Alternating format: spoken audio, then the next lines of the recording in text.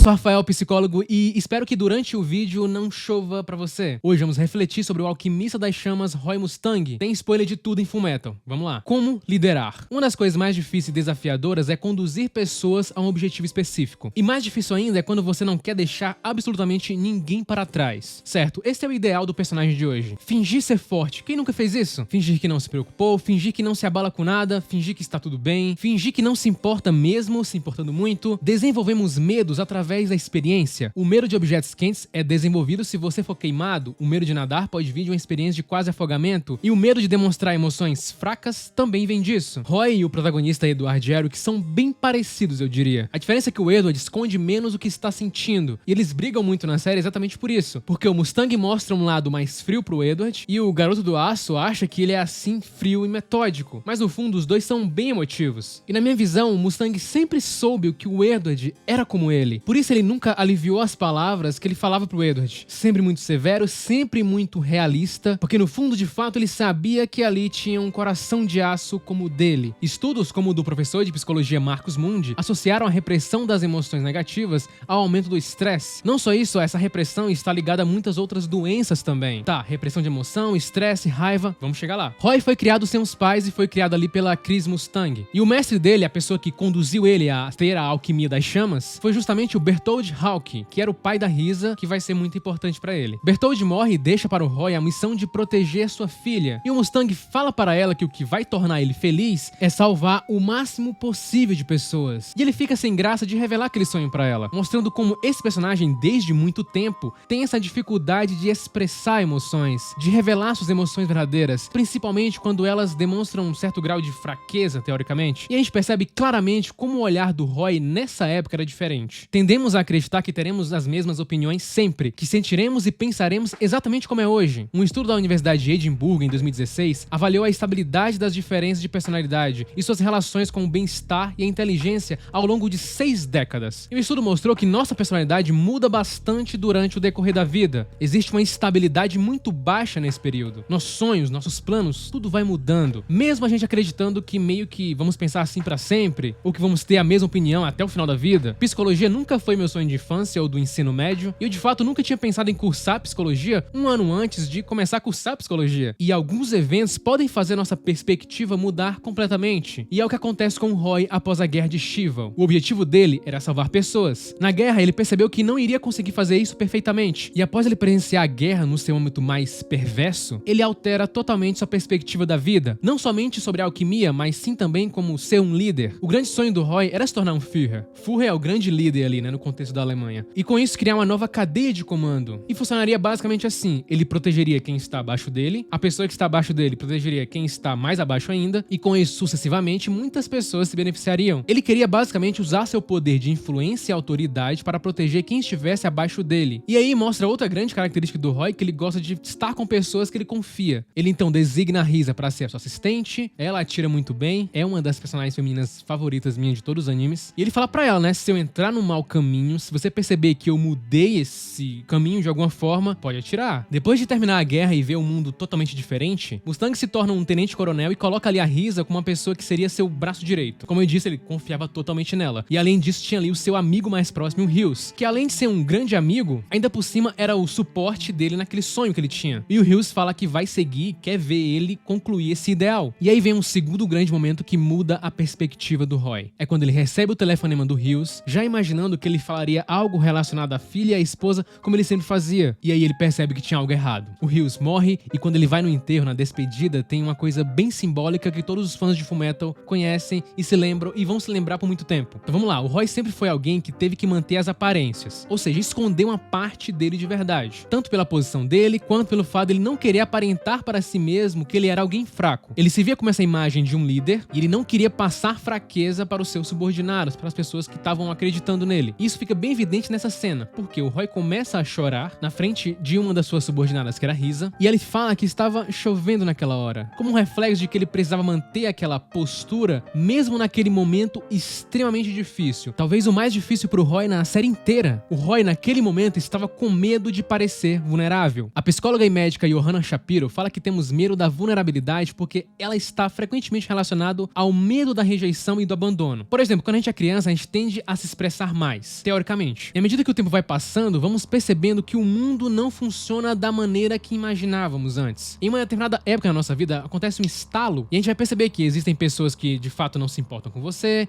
e que chorar não vai fazer mais com que alguém venha até você e te ajude, como nossa mãe ou a pessoa mais próxima fazia com a gente. Isso faz com que criemos um certo bloqueio e talvez é o que a incrível autora de Fullmetal quis passar do Roy pra gente. Aquele é o único momento em que o Roy chora na série. Ele tinha que se mostrar forte, ele queria ser um líder. E a Risa, né, como uma boa assistente, fala: verdade, tá chovendo.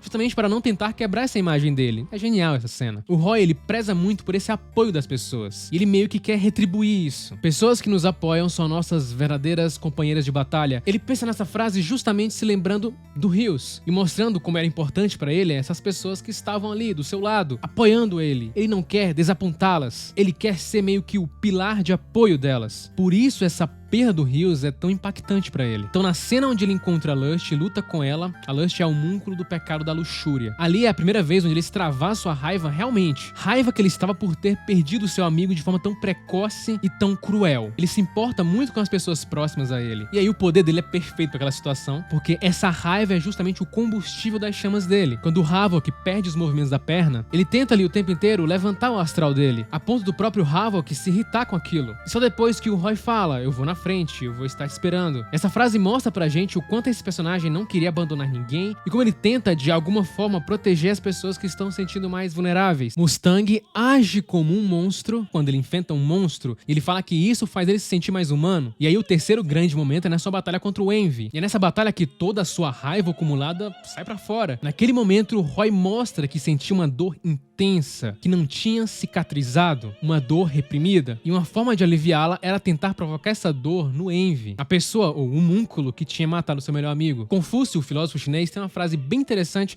sobre vingança. Antes de embarcar em uma jornada de vingança, cave 2 sepulturas. E o que Confúcio queria dizer provavelmente nessa frase é que a busca pela vingança em quase qualquer hipótese exige 2 vidas perdidas. A da pessoa que foi vingada e do autor da vingança. Já que mesmo se ele não perder a vida, o tempo gasto pensando naquela vingança pode ser considerado como minutos, dias, meses perdidos. A vingança geralmente é um ato de raiva, dor, poder. O psicólogo Kevin Cowsmith sugere que a razão pela qual a vingança aumenta a raiva em vez de diminuí-la é por causa das ruminações. Quando as pessoas não se vingam, tendem a banalizar o evento dizendo a si mesmas que aquilo talvez não tenha sido lá grande coisa. E o que geralmente acontece após isso é que as pessoas acabam meio que esquecendo aquela vingança. Se torna mais fácil esquecê-la e seguir em frente. Porém, quando as pessoas se vingam, não podem mais banalizar aquela situação. Em vez disso, eles vão além e se sentem piores. E a chama daquele sentimento continua viva na pessoa que a sente. Só que estudos como o do psicólogo John Burns mostram que suprimir ou inibir a expressão verbal ou física da raiva está relacionado ao aumento da gravidade de uma dor, por exemplo. Suprimir ou expressá-la de forma explosiva não é exatamente a melhor solução. Quando o Roy começa a queimar o Envy de todas as formas, ele chega a um ponto em que ele não consegue mais voltar. Ele vai aos poucos sendo consumido pelaquela vingança. O psicólogo Aaron Beck fala que, se o nosso pensamento fica atolado de significados distorcidos, raciocínios ilógicos